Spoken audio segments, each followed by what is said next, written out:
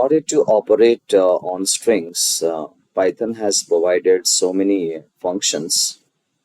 One of the function is your len function.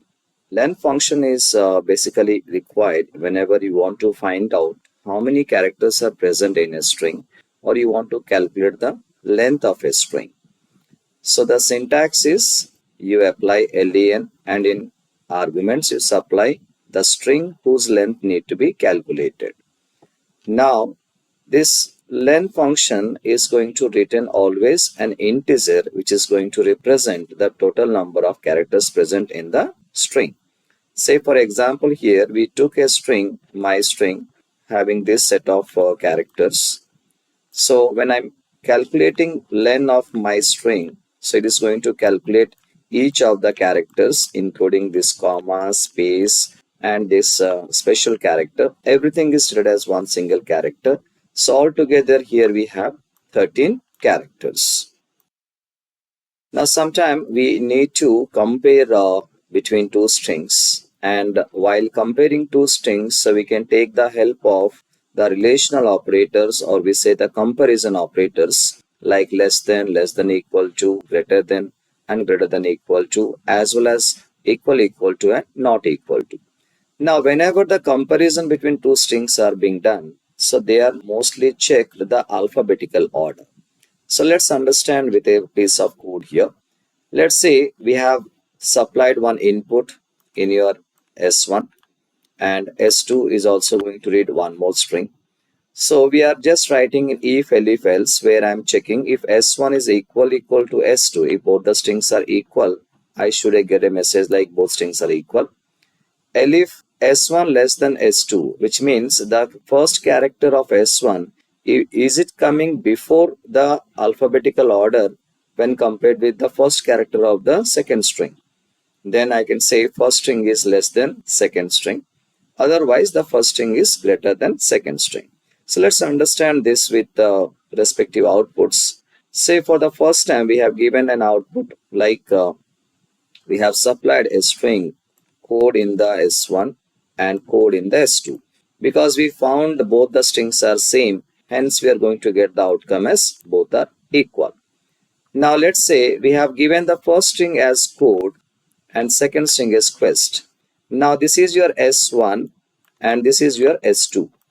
Now when I compare S1 equal to S2, we could see that these two strings are not matching. Now when it comes to the second one, S1 less than S2, because the first character here is C and the first character here is Q. Now alphabetically if you look into, C is coming before Q. Hence we can say the first string is less than the second string. Now similarly, let's say I'm going to take one more set of strings like S1 is your Python and the S2 is holding code. Now in this context, P is the first character of your first string S1 and C is the first character of your second string S2. Because P comes after C, hence we can say the first string is greater than the second string. So mostly whenever we compare the strings, the most thing that is to be looked into is your alphabetical order. In case the first character matches, then it is going to look into the second character, which one is coming first, which one is coming next in this alphabetical order. So we have certain specific methods that are used to remove the leading and trailing spaces that are present in a string. Now, one thing we need to understand here, we cannot remove the spaces which are available in between the string. Or suppose I am going to give a sentence which is a combination of certain number of words and each word would have been separated by a space. So those spaces are not going to be removed. Rather, here we are trying to remove the leading and trailing spaces, means the beginning spaces, and if at all any ending spaces are there in the string, that we can remove by making use of these methods. First one is, let's say, rstrip. As the name indicates, it is going to remove the trailing spaces or the ending spaces. And lstrip, it is going to remove the leading spaces or the spaces available at the beginning. Now, if you want to go on doing both of these operations at the same point of time, then you can simply call the function that is your strip, which is going to remove both the leading as well as the trailing spaces. Now let's see here. We have taken one str where some initial spaces are there. Here also we have some spaces towards the end. Now when I'm going to apply str.rstrip, I'll be able to remove this spaces available in the end, that is your trailing spaces. Whereas in case of your str.lstrip, I could be able to take out the beginning spaces, and if I apply str.strip, both the beginning as well as the ending spaces are removed. Now you can see the output like when I'm applying rstrip, I could only take out the trailing spaces, leaving the beginning spaces as it is.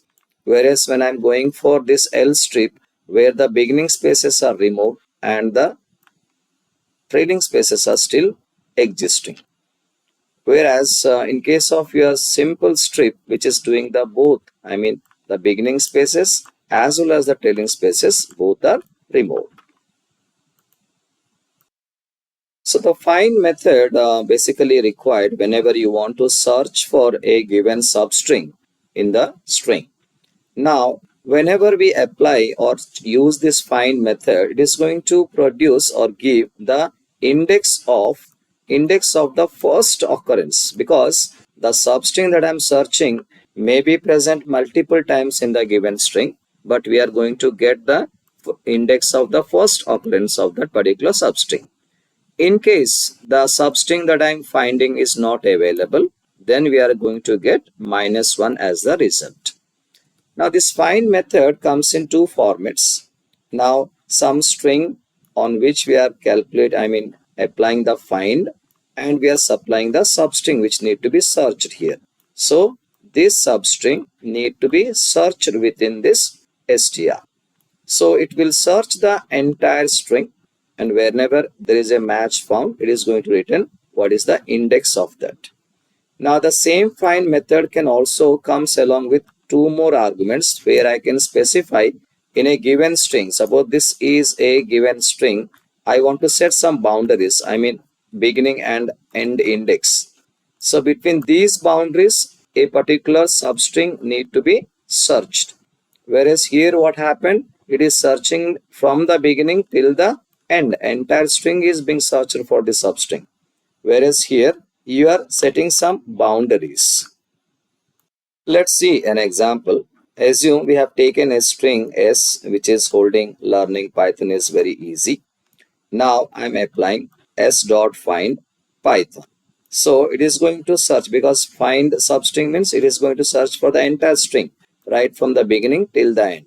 Now because this is where we found the substring Python, and this index of P is your 9, hence we are getting the output as 9. Now when I'm finding s.find of Java, I do not have this particular substring present in this entire string, hence the result is your -1. Now when I'm searching find of R, you can see here R is existing here and also here. Two occurrences are there, but find is always going to give me the first occurrence of it, hence R first appears here, so whose index is 0, 1, 2, 3, hence the result is 3. Now later on we are trying to apply this find, searching for this R, but this time we have set the boundaries, that is from index 10 and index 20. Now because there are two R's present, and this R already we have seen at index 3, which means the very next R is at index number 17, which is in between these two indices. Now there is one more method like index, which also does the same job as like your find method, except that whenever the specified substring is not available, then it will give me a value error kind of exception. So earlier we have seen find method was returning -1 when the substring is not available, but index method is going to return an exception, that is your value error, if the substring is not available. Now it comes again in two formats. whichever string we have taken, dot index, and the substring that to be searched. Okay, so this substring need to be searched within this string. And the second format is where again we are setting some boundaries. I mean, what is the start index, what is the end index between which the substring need to be searched.